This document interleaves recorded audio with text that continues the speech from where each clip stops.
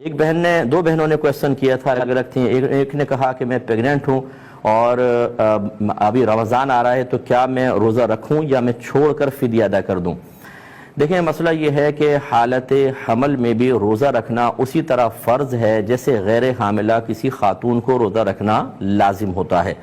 لیکن اس میں یہ ضرور ہے کہ اگر فرض کر لیں کہ آپ کے لیے یہ روزہ نقصان کا باعث بنتا ہے یا بچے کے لیے نقصان کا باعث بنتا ہے تو پھر آپ کو رعایت ملے گی۔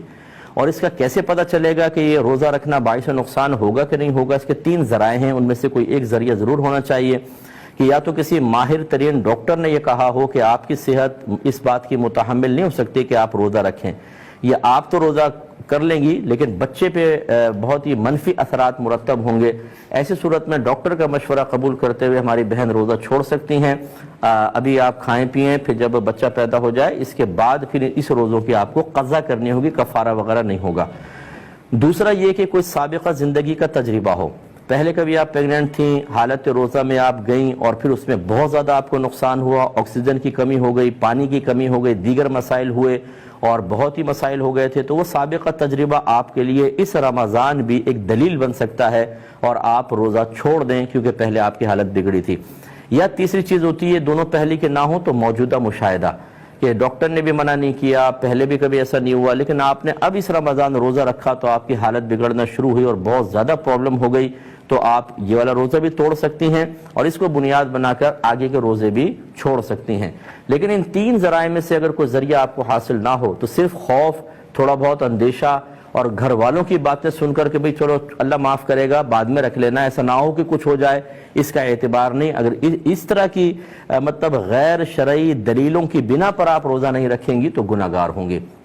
ایسی ایک بہن نے فرمایا کہ میرا بچہ چھوٹا ہے اور میں دودھ پلاتی ہوں تو اس سے روزے پہ کوئی فرق تو نہیں پڑے گا؟ تو دیکھیں، پہلی بات تو یہ کہ دودھ پلانے سے روزے پہ کوئی فرق نہیں پڑتا،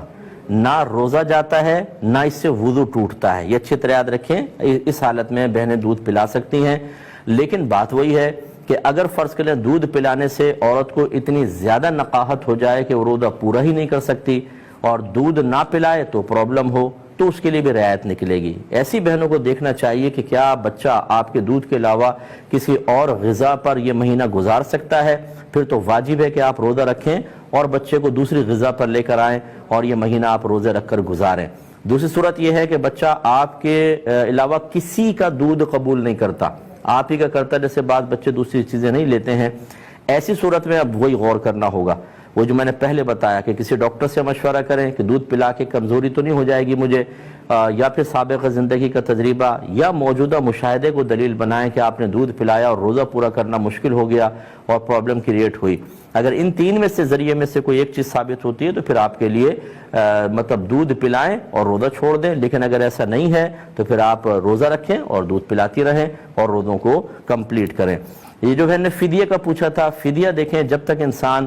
چاہے ابھی چاہے مستقبل میں روزہ رکھ سکتا ہے، فدیہ نہیں دے سکتا۔ ایسی بہنیں جو ان حالتوں میں ہیں وہ روزہ چھوڑیں، بعد میں روزے کی قضا رکھیں گی، فدیہ سے کام نہیں چلے گا۔